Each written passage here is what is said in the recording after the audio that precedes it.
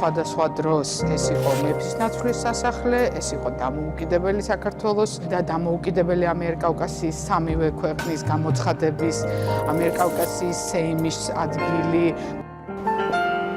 ხოლო 13 წლეულზე მეტია მოსწავლე ახალგაზრდობის სასახლეა და მის ყოფილ დირექტორს, ამჟამად კი კულტურის მინისტრს თიკა რუხაძეს გამორჩეულად უკავშირდება. როდესაც სამუშაოები მიმდინარეობდა, თიკა იყო ზედამხედველიც, მუშაც, ყველაფერს მართლან მისი თანდასწრებით აკეთებდნენ კომპანიები. განახლებული სასახლე სულ 2 თვეა რაც გაიხსნა და კვირა არ გავა რომ არ მოინახულოს, არ შეამოწმოს. სათანადო წესრიგშია თუ არა ყველა და ყველაფერი. როგორ მდგომარეობაშია ჩვენი როიალები, კარგად? ძალიან კაია. აბა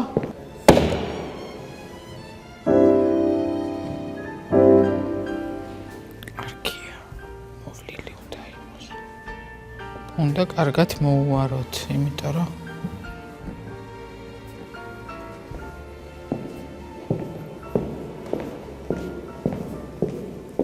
მადლობა. თბილისის ვასოაბაშიც მუსიკისა და დრამის თეატრის გენერალური დირექტორი, იყო თბილისის მუნიციპალიტეტის საკრებულოს მრჩეველი განათლებისა და კულტურის საკითხებში და 2016 წლიდან დღემდე ის გახლავთ მოსწავლე ახალგაზრდობის ეროვნული სასახლის დირექტორი და ალბათ თინათინ სუსურო წარმატებები კულტურისა და სპორტის მინისტრის თანამდებობაზე და მოგვიანებით კულტურის მინისტრის თანამდებობაზე. კულტურის სპორტისგან გამოყოფა ახალი სტრატეგიის ნაწილია და ორივე დარგი ამიერიდან მთავრობის პრიორიტეტია. ახალი მიდგომით ქართული კულტურა ისევეა ცივილიზაციათა გზაჯვარედინი, როგორც თავად ქვეყანა აზიის და ევროპის დამაკავშირებელი ხიდი. და როცა ამას მსოფლიოც აღიარებს, კულტურა ქვეყნისა და ეკონომიკის ლოკომოტივი გახდება. მინისტრისთვის ეს პირადი მისიაა. აღმოსავლეთისა და დასავლეთის კულტურათა დამაკავშირებელი ქვეყნისთვის უმნიშვნელოვანესია, რომ განავითაროს თავის კულტურა, შეინარჩუნოს თავის ისტორია, შეინარჩუნოს თავის მემკვიდრეობა და ყოველ დღე ღირებულებით ნაწილში გაზარდოს ამის ყველაფრის ფასი. ეს არის ჩვენი კულტურის მთავარი ღერძი. ამ ღერძის მეტად გასამყარებლად დიდი შრომა გასწია, რომ იუნესკო ქართული ხორბლის უნიკალურობაში დაერწმუნებინა და ქართული ალოობა სოფლიო მემკვიდრეობად ეღიარებინა. ეს არის სოფლიო დონის აღიარება იმ ჭეშმარიტებისა, რომელიც ჩვენს გენეტიკაშია კოდირებული.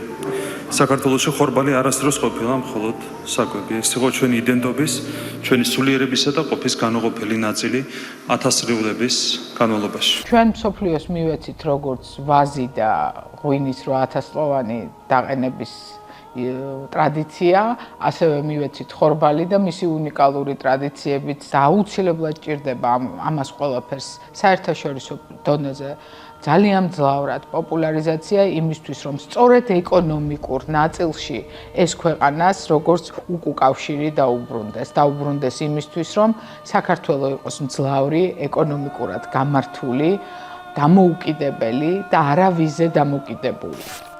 იუნესკოსთან მუშაობაში აგრომინისტრიც იყო ჩართული. ერთგუნდად მოქმედება მთავრობის მკაფიო პრიორიტეტია, რადგან ნაკლები რესურსით მეტი შედეგი მოაქვს. დღეს რაც სამთავრობო გუნდში მიმდინარეობს, ყველგან ვართ როგორც გუნდი. ესეც მგონია, რომ ძალიან სწორია და ჩვენი გუნდის ერთობლივი მუშაობისთვის კარგ შედეგს გამოიტანს. გუნდური მუშაობა მინისტრთა კაბინეტს გარდა ცალკეულ საჯარო სტრუქტურებშიც სტანდარტია და ის პროექტების წარმატებას ერთიორად ზრდის. იქ არის ჩართული ტურიზმი, იქ არის ჩართული თქვათ ეკონომიკის სამინისტროც, ძირითადი რა თქმა უნდა არის კულტურის სამინისტრო. იციან მოსმენა. არავინ თავს არაფერს არ გახვევს. არავინ არ იჭრება შენს თქვათ ფუნქციებში ისე რომ რაღაცა დავალებები ესეთი რამ არ ყოფილა, ჩემ აქ ყოფნაში ნამდვილად არ ყოფილა ესეთი დავალებები. ეს არის ერთი გუნდის მუშაობა. იუნესკოს აღიარება გუნდური სტრატეგიის მხოლოდ ერთი შედეგია და მას ორი სამინისტროს სხვა პროექტებიც მოხვება, მათ შორის ხორბლისა და ღვინის მუზეუმების დაარსება. მუზეუმი გვექნება გასაკეთებელი, ხო გასაკეთებელი გვექნება. არავისთვის ეს პირობა არ მიგვიწია, მაგრამ აქ ვამბობ და ვფიქრობ, რომ ნამდვილად ესეა. ღვინის მუზეუმს ვაკეთებთ, რომელიც კეთდება უშუალოდ სოფლის მეურნეობის მინისტრის დიდი ძალისხმევის შედეგია. მე ვიტყოდი ალბათ ერთი ძალიან საინტერესო პროექტი გურჯაანში ღვინის ქალაქის, რომელშიც ჩვენ აქტიურად მივიღებთ მონაწილეობას და კაც უკვე ძალიან მალე საზოგადოებას წარმოვუდგენთ ღვინის სააგენტოსთან ერთად თუ რას ვაპირებთ. და ეს მით უფრო საშუალია, რომ ღვინის მუზეუმი ერევანში უკვე გაიხსნა და იქ მნახველებს არათუ 8000 წლის წინანდელ წიბწას, არამედ იმ პერიოდის ქვევრებსაც აჩვენებენ და ასევე ღვინოსთან სომხების კავშირზე ლეგენდებს უყვებიან. ჩვენს წელთაღრიცხვამდე პირველ 1000 წლებში სომხეთში პოპულარული იყო ასეთი თიხის ჭურჭელი. როცა ადამიანი იბადებოდა, მას ასეთ თიხის ჭურჭელს გადასცემდნენ. პატრონის სიცოცხლეში მისი გამოყენება ღვინის შესანახად ხდებოდა. როცა ის დაიღუპებოდა, მას ამ ჭურჭელში ასაფლავებდნენ. ეს საოცრად ცინცხალი ბიბლია კი ქრისტეს შობამდე 14 საუკუნით ადრე დაუბეჭდავთ და ჩანს, რომ სომხეთში ღვინოს მაშინაც კი მიირთმევდნენ. ათასობით ტურისტს ეს ისტორიები შინ მიაქვს. საქართველოში ღვინის ორი მუზეუმი გაიხსნება. ერთი კახეთში, მეორე თბილისში. კიდევ ათობით სხვა მუზეუმის გახსნა იგეგმება რეგიონებში და ასობით საფესტივალო პროგრამაც. მათ ყველას სამინისტრო ერთი სახელით, ერთ მეგაპროექტად აერთიანებს. იმიტომ რომ ჩვენ თვითონვე უნდა გვჯეროდეს, რომ ლეგენდარული ქვეყნის შვილები ვართ, რომ უნიკალური ქვეყნის შვილები ვართ, რომ რო ჩდები, იმ დროიდან გენეტიკურ დონეზე იცოდე, რომ მრავალხმიანობით, პურით, ხორბლით ხარ გამორჩეული და ბევრი სხვა რაღაცით კიდევ, რომელიც ასევე მსოფლიოსაც უნდა გავაგებინოთ, რომ ეს გამოგვარჩევს, მაგრამ პირველ რიგში ჩვენ უნდა გვჯეროდეს. ყოველთვის, როდესაც საქართველო ჩადის ევროპულ ქვეყანაში და აწყობს ესეთ ლიტერატურულ თუ ზოგადად კულტურის დღეებს, იქ არის საოცარი აღფრთოვანება და გაკვირვებაც, იმიტომ რომ იქ სხვა ქვეყნებიც ხო არიან. იქ ისეთ ამბავს მარტივად რო თქვა, არავინ არ ტეხავს როგორც იქცევა საქართველო. ახალი სტრატეგიის ფარგლებში, თუნდაც წიგნის გამოფენაზე, საქართველო თავის ისტორიას, მუსიკას, ფოლკლორსა თუ ქორეოგრაფიასაც წარადგენს, რაც გაცილებით ეფექტურია და ყველას ყურადღებას იპყრობს. ეს ორი ასახავს ამ გენუის ფესტივალს. ჩვენ გავხსენით ფესტივალი. პირველი ორი დღე იყო საქართველოს დღეები.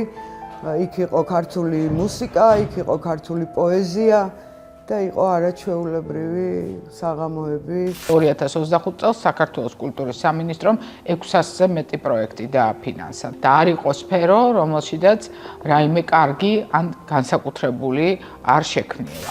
ეს 600 პროექტი სახელოვნებო შემოქმედების ქვეყნის შიგნით გავრცელებას მოემსახურა და იმ მეგაპროექტის ნაწილი იყო, რასაც სამინისტროში ლეგენდარულ საქართველოს უწოდებენ. რაც ყველაზე მეტად სასიხარულო არის, ეს არის ის ყურადღება რეგიონების მიმართ, რომელიც არის ნამდვილად განსაკუთრებული. რეგიონებში გავიდა გასტროლებით თოჯინების თეატრების გაერთიანებაც, რომელშიც გურჯაანისა და თბილისის გარდა ახალციხის, ბორჯომისა და ქუთაისის თეატრები მონაწილეობენ.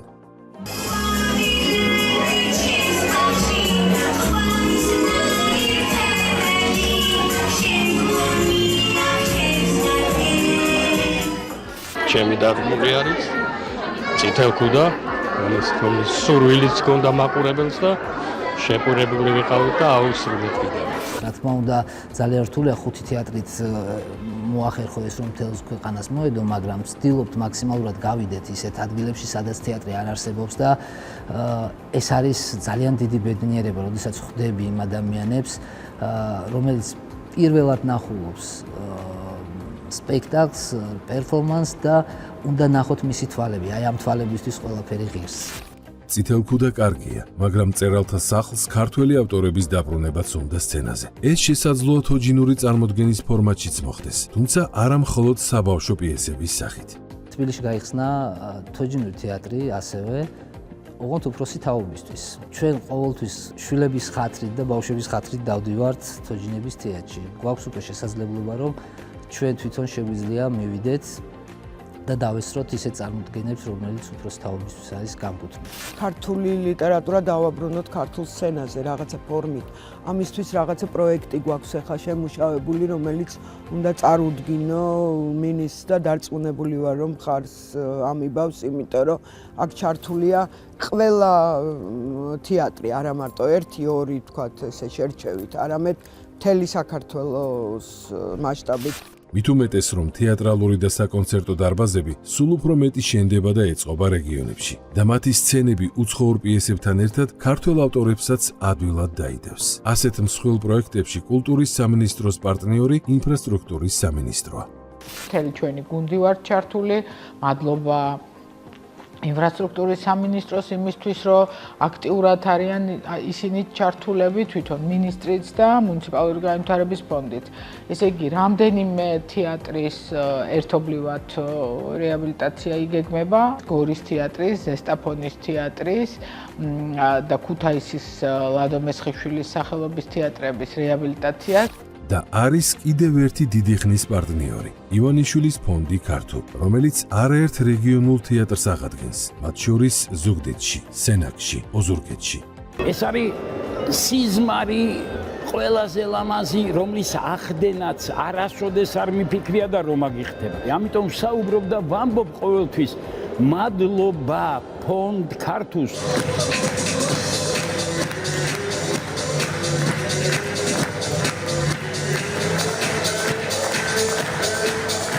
სახელმწიფოს პარალელურად არსებობს ბოლო აწლეულებია ბიძინა ივანიშვილი და ფონდი ქართუ და მთელი ბატონ ბიძინას ოჯახი, რომელიც ათეულობით მართლა ძეგლს აკეთებდა და დღემდე აკეთებს და ამისთვის მადლობა უნდა უთხრა. პოზა მისთვის არასდროს არ ყოფილა არც პიროსმანების დაბრუნება საქართველოში, არც იოანე ზოსიმე, ეს პოზა არ არის. ეს არის ქართული სული, რომელიც გაკეთებინებს ესეთ საქმეებს. 10 წლეულობით უპატრონოდ მიტოვებული არაერთი ქართული თეატრი, ისტორიული ძეგლი თუ მუზეუმი ქართულ ფონდმა აღადგინა და გადაარჩინა. სახელმწიფოს სახსრები არ ჰქონდა, თუმცა ბოლო 10 წლეულში იმის კვალად, რომ ფინანსურად გაძლიერდა, მთავრობამ ეს ფუნქციაც დაიბრუნა. გაიხსნა ძალიან თანამედროვე მუზეუმები მესტიაში, ბოლნისში, სიღნაღში, ახალციხეში, ვანში. ეხლა მუშაობთ ონის მუზეუმზე, სტეფანწმიდის მუზეუმზე, ასევე მცხეთის მუზეუმზე და ძალიან სასიხარულოა, რომ არის მხარდაჭერა იმის, რომ ეს პროექტები განვითარდეს. სარესტავრაციო პროექტებთან ერთად მიმდინარეობს ძეგლთა დაცვის სააგენტოს რეფორმირება, კანონმდებლობის დახვეწა და საექსპერტო პოტენციალის გაძლიერება. ერთის მხრივ კანონმდებლობაზე ვფიქრობთ, როგორ უნდა გამკაცრდეს იმისთვის, რომ ჩვენი მემკვიდრეობა უკეთესად შევინარჩუნოთ და მეორეს მხრივ სააგენტო თვითონ, რომელსაც ყველაფრის უნარი ექნება. ექნება უნარი, რომ ნებართვაც გასცეს, ექნება უნარი, რომ ძეგლის მდგომარეობა შეაფასოს, რეაბილიტაციები, რესტავრაციები, დაგეგმოს, სწორად განახორციელოს. მაინც მოვახერხეთ, რომ 13 ძეგლი დასრულდა და 32 ძეგლი მიმდინარე პროცესშია, რეაბილიტაციებს და რესტავრაციებს გულისხმობ. ალავერდი ქართულ ხუროთმოძღვრებაში ერთ-ერთი დიდი და შთამბეჭდავი ტაძარია. ამ კულტურულ მემკვიდრეობასთან ჩვენ გვუნდს განსაკუთრებული დამოკიდებულება აქვს, იმიტომ რომ ჩვენ ყველაფერს იმას, რაც ჩვენი იდენტობიდან მოდის, განსაკუთრებულად ვუვლით. 2024 წლის 25 ივნისს სტიქიის შედეგად კომპლექსში შემავალი წმინდა გიორგის ტაძრის გუმბათი გადახურვის გარეშე დარჩა. ტაძრის გუმბათიდან ჩამოვარდა ჯვარი. ჩვენ აკვაპირებთ მუზეუმის გაკეთებას და ვფიქრობთ, რომ ეს ჯვარი როგორიცაც აი ამ ქარიშხლის მერე ვნახეთ, ზუსტად ისევე დავაბრძანოთ სამუზეუმო დარბაზში. მეთოდურად ევროპული ტექნოლოგიებითა და გამოცდილებით ხორციელდება სოფლიოს კულტურული მემკვიდრეობის კიდევ ერთი ქართული ძეგლის, გელათის მონასტრის რეაბილიტაციაც. ყოველივე ამის განხორციელება, რა თქმა უნდა, შეუძლებელი იქნებოდა საქართველოს მთავრობის დახმარების და ჩართულობის გარეშე. განსაკუთრებულ მადლობას ვუხდი საქართველოს პრემიერ-მინისტრს ბატონ ირაკლი კობახიძეს. სწორი მოდელი გაკეთდა, რომ ეკლესია როგორც მეპატრონე, სახელმწიფო როგორც მოვლაპატრონობაზე პასუხისმგებელი მხარე, იუნესკო, ანუ საერთაშორისო გამოცდილება, ამაში ვგულისხმობ, იუნესკოს და საერთაშორისო სპეციალისტები და რასაკვირველია, ქართველი სპეციალისტები, რომელთა გარეშეც ეს თემა არა. აი ეს 4-ეული, როდესაც ერთად ყველა მხარე დაბალანსებულად არის მაგიდასთან და საუბრობენ ძეგლის რეაბილიტაციაზე, მაშინ გამოდის ყოველთვის კარგი შედეგი. ეს შედეგი სახეზეა ვანის მუზეუმში, სადაც სამუშაოები ასევე კოორდინირებულად და მეთოდურად ჩატარდა. მუზეუმში დამთვალიერებელთან ექსპოზიციის უკეთ მიტანის საუკეთესო ტექნოლოგია დაინერგა და ის ევროპაში გამორჩეული აღმოჩნდა. ვანის მუზეუმმა მიიღო ევროპის ერთ-ერთი ყველაზე მნიშვნელოვანი პრიზი სამუზეუმო სფეროში და რა ძალიან მნიშვნელოვანია, ეს ჯილდო გახლავთ საზოგადოებასთან ურთიერთობისთვის. და მუზეუმი არ არის მხოლოდ განსაცავი, ამას ყველა ამბობს და იმეორებს, მაგრამ როგორ უნდა იყოს ის აქტიური და როგორ იყოს დღევანდელ ცხოვრებაში ჩართული. და შესაბამისად, ჩვენ ვცდილობთ, რომ ამას მივყვეთ. ეს ქვეყნის იმიჯის განმტკიცებასაც ემსახურება და ეკონომიკურ უკავშირსაც, რაზეც კულტურის სამინისტრო განსაკუთრებით არის ფოკუსირებული. უკავშირში რას გულისხმობ, რომ ეკონომიკურად ეს ყველაფერი დაბრუნდეს ქვეყანაში, ტურისტის, სხვადასხვა პროექტების, საერთაშორისო სხვადასხვა ფორუმების, ან სახელოვნებო, ან სხვა ტიპის ინტერესის ინვესტიციების სახით, ქვეყანა მთლიანად განვითარებული, ინფრასტრუქტურულად სწორად მოწყობილიც უნდა იყოს. ამას კი მნიშვნელოვანი კაპიტალდაბანდება სჭირდება, მათ შორის ისეთი ხარჯები, რისი საშუალებაც საქართველოს 10 წლეულებია არ ქონია. წელს იყო შესაძლებლობა, რომ სხვადასხვა ტიპის არქეოლოგიური კვლევების ხარდაჭერა იყო და ეს ფარავს ყველა ეპოქებს. პირველყოფილი ჰომინიდებიდან წყალქვეშა არქეოლოგიით დამთავრებული. და ესე ძალიან მისასალმებელია. და აი ჩვენ აღვადგინეთ და მომავალი წლიდან ისევ იქნება ქართული მისია კუვეითში. 100 წლის შემდეგ კულტურის სამინისტრო სამუზეუმო კოლექციების დაბრუნებასაც ახერხებს. საბჭოთა რუსეთის ანექსიის შედეგად გატაცებული მხატვრობისა და ხელნაწერების უცხოეთიდან გამოსყიდვას. სამუზეუმო ექსპონატების შეძენის და ეროვნული საგანძურის დაბრუნების პროცესი, რომელიც ბოლო 30 წლის განმავლობაში საქართველოში არ განხორციელებულა. მას შემდეგ, რაც საქართველომ დამოუკიდებლობა მოიპოვა, მას შემდეგ ჩვენ ამ პროცესთან საქმე არ გქონია და ბოლო 4 წლის განმავლობაში აქტიურად მიმდინარეობს სამუზეუმო ექსპონატების შეძენა, გამდიდრება ჩვენი ეროვნული კოლექციებისა. მე-16 საუკუნის უცნობი ვენეციელი ავტორის ქრისტეს 4 მოციქული სამინისტრომ იტალიაში ვერმანის ლარნაკი ყვავილებით კი ბელგიაში შეიძინა. ნიდერლანდური სკოლის მე-17 საუკუნის ნიმუში უკვე სასახლის გოთურ დარბაზშია წარმოდგენილი. ჩაუტარდა პირველადი დათვალიერება, როგორც მიკროსკოპით, ასევე შეუიარაღებელი თვალით. ნამუშევრებს განსაკუთრებული დაზიანება არ აღენიშნება. სავარაუდოდ ეს ნამუშევარი შედარებით უფრო დიდი იყო და ასე ცალკეულად, წყვილ-წყვილად გამოსახული იქნებოდნენ მოციქულები, უბრალოდ ჩვენთან ამ მთლიანი ნამუშევრის რაღაც ნაწილი არის მოხვედრილი. 25 უნიკალური ფერწერული ტილო დაბრუნდა 2025 წელს საქართველოში, მათ შორის შემიძლია დაგისახელოთ ისეთი დიდი ავტორები, როგორიც არის პინტურიკიო, ისეთი დიდი იტალიელი ავტორები, რომელთა ნამუშევრების გამოფენას მსოფლიოს ნებისმიერი მუზეუმი ისურვებდა. და ასეთი ზრუნვის შედეგმაც არ დააყოვნა. ხელოვნების სასახლე საქართველოს საუკეთესო მუზეუმად დასახელდა. ამჯერად 2025 წლის საქართველოს საუკეთესო მუზეუმად დუბაიში დასახელდა და საერთაშორისო სამოგზაურო ჯილდოც მიენიჭა. ჩვენ სხვადასხვა საერთაშორისო საიტებზე დათვალიერებად მუზეუმებს შორის უკვე მერამდენი წელია ვიკავებთ პირველ ადგილს. და ამასაც, რა თქმა უნდა, მუზეუმის კოლექციებთან და სიძველესთან ერთად მიექცა განსაკუთრებული ყურადღება. კულტურის სამინისტროს ძალისხმევით მუზეუმს იშვიათი ხელნაწერებიც დაუბრუნდა. შესაბამისად, მათი დათვალიერება სასახლის ონლაინ პოპულარობას კიდევ უფრო გაზრდის. ეს არის ორი საარქივო მასალა. ერთი არის მე-18 საუკუნის იამბიკონი, ხელნაწერი, რომელიც ეკუთვნოდა სამეგრელო სამთავრო სახლის წარმომადგენელს და გამომყოფდი ხელნაწერებს, რომელიც ეკუთვნის ნაპოლეონ პირველს, ნაპოლეონ პირველ ბონაპარტს. გიორგი კალანდიას მომართვაზე პირველივე რეაქცია გვქონდა, რომ თუ შესაძენია და ეს ჩვენი ქვეყნისთვის მნიშვნელოვანი დოკუმენტია, ეს ხელნაწერი უნდა ინახებოდეს სახელმწიფო ფონდში. ასევე ნეაპოლის მეფის ნაპოლეონის არმიის ერთ-ერთი გამორჩეული მარშლის იოახიმ მიორატის ხელნაწერები. ეხლა ეს ხელნაწერები ჩვენთვის ძალიან მნიშვნელოვანია საქართველოსათვის, იმიტომ რომ უკავშირდება დადიანებისა და მიურატების, დადიანებისა და ბონაპარტების ურთიერთობას და ჩვენი ქვეყნის კულტურულ ურთიერთობას ევროპასთან ძალიან კარგად ასახავს. 50 წელია დადიანების სასახლეს სახელმწიფო ზრუნვა არ უგრძნია და მნიშვნელოვან რეაბილიტაციას საჭიროებდა, რაც პრემიერ-მინისტრის გადაწყვეტილებით ახლა ხორციელდება. ექსპერტები მას საუკუნის პროექტსაც უწოდებენ. ჩვენ დავაანონსეთ ასევე დადიანების სახლ-მუზეუმის პრემიერთან ერთად დედოფლისეულის რეაბილიტაცია და ესეც დაწყებულია უკვე ეს პროცესი. ნახევარ საუკუნეზე მეტია დედოფლისეულის სასახლეში არ ჩატარებულა არანაირი რეაბილიტაცია და აი ეს პროექტი, რომელიც მიზნად ისახავს დედოფლისეულის სასახლის სრულ აღდგენას, ჩვენ შედეგად მივიღებთ არა მარტო აღდგენილ, გამაგრებულ და გადარჩენილ სასახლეს, არამედ მივიღებთ ავთენტურ საგამოფენო დარბაზებს. მივიღებთ ნამდვილ ისტორიულ იერსახეს იმ დედოფლისეულის სასახლისა, რომელიც საბჭოთა პერიოდს შეეწირა.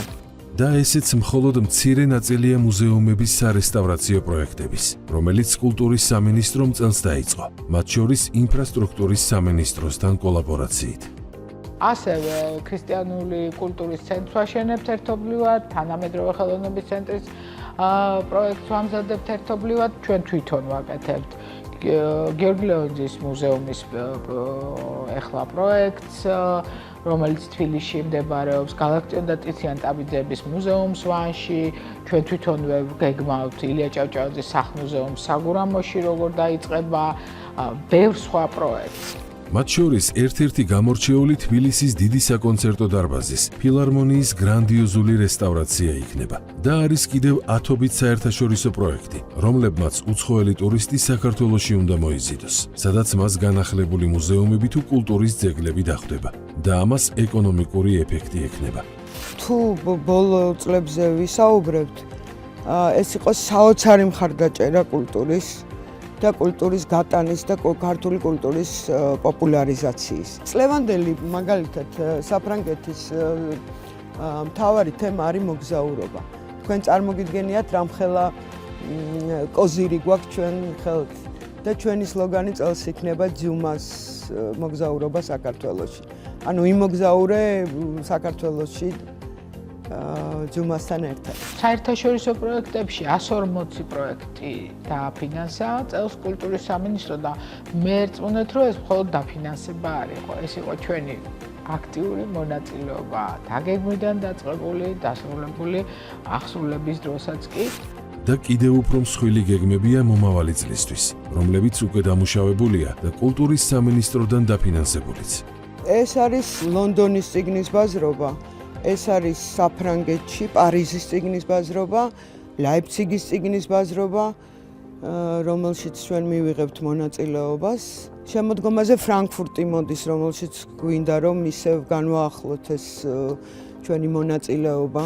არანაკლებ მდიდარი იყო წელს მუსიკალური გასვლითი პროექტები, რომელმაც არაერთი კონტინენტი მოიცვა, თუმცა დაიწყო ევროპით. პირველი ეს გახლავთ დაიწყო პარიზში და ბოლოს დასრულდა ფლორენციაში.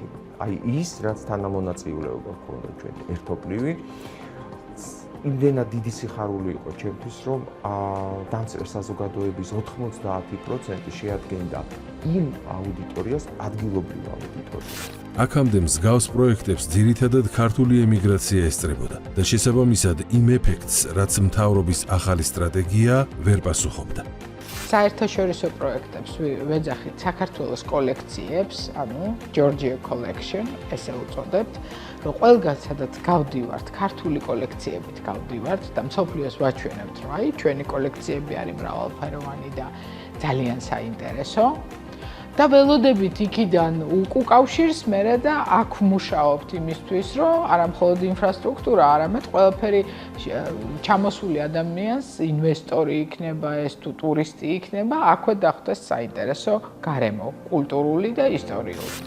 განსაკუთრებული დატვირთვა საქართველოს დამოუკიდებლობის დღის უცხოეთში აღნიშვნას ჰქონდა. პროექტი წელს დაიწყო და მომავალშიც გაგრძელდება და კულტურულთან ერთად მას პოლიტიკური ღირებულებაც აქვს.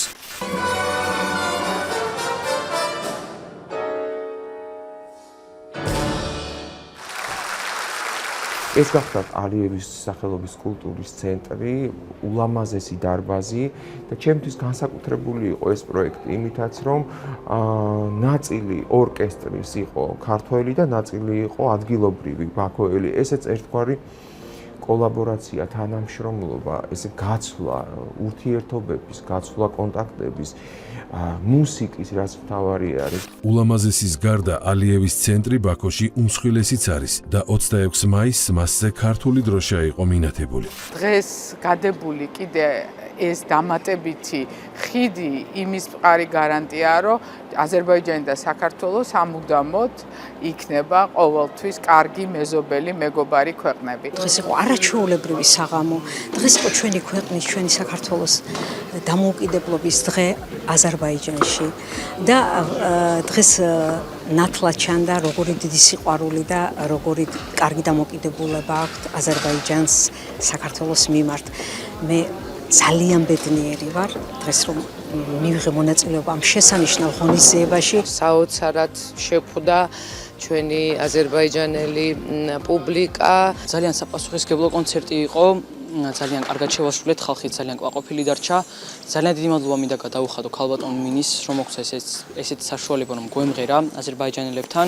ქართული მუსიკა, რომელიც ცივილიზაციათა გზაჯვარედინზე აღმოცენდა, თანაბრად ახლობელი და გასაგებია როგორც აღმოსავლეთში, ისე დასავლეთშიც. მას ოვაციებით ხვდებიან ბაქოშიც, ჩინეთშიც და იტალიაშიც, სადაც ძეფირელის ცენტრში დავით თორაძის მუსიკა იყო წარმოდგენილი.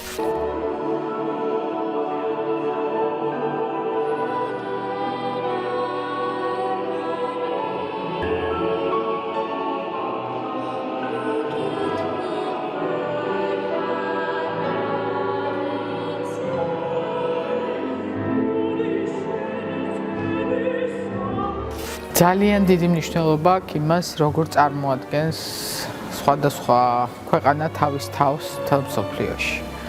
დავით თორაძის ხელოვნება და ის, რაც დღეს ფლორენციაში ხდებოდა ზოგადად ფრანკო ძეფირელის ფონდში, ეს იყო უმნიშვნელოვანესი. ჩვენ წარვდექით უმაღლესი ხარისხის პროფესიული მუსიკით. უმასპინძლეთ დავით თორაძის მუსიკას, რომელმაც ემოციებით აღმავსო. სიამოვნება კიდევ უფრო გაზარდა კულტურის მინისტრთან შეხვედრამ. ფიქრობთ, მოკლე ხანში შევძლებთ საოპერო პროგრამით და ასევე გამოფენით ვესტუმროთ თბილისს. ეს კონცერტი ნამდვილად იმსახურებდა ამ გამოხმაურებას, ეს გახდათ დავით თორაძის მუსიკა, რომელიც ძეფირელის დარბაზში აჟღერდა და ამას უკრავდა იტალიური ორკესტრი. ადგილობრივი ფლორენციის ორკესტრი უკრავდა, რა თქმა უნდა, ჩემი ხელმძღვანელობით. მე ამ პროექტისთვის საერთოდ ახალი ვერსიები დავამზადე. იტალიელების საპასუხო ვიზიტი შესაძლოა ერთობლივ პროექტებში გადაიზარდოს და სწორედ ამას უნდა ემსახურებოდეს ნებისმიერი საგასტროლო პროექტი. ლიტერატურის სფეროში იქნება ის მუსიკისა თუ დრამატურგიის.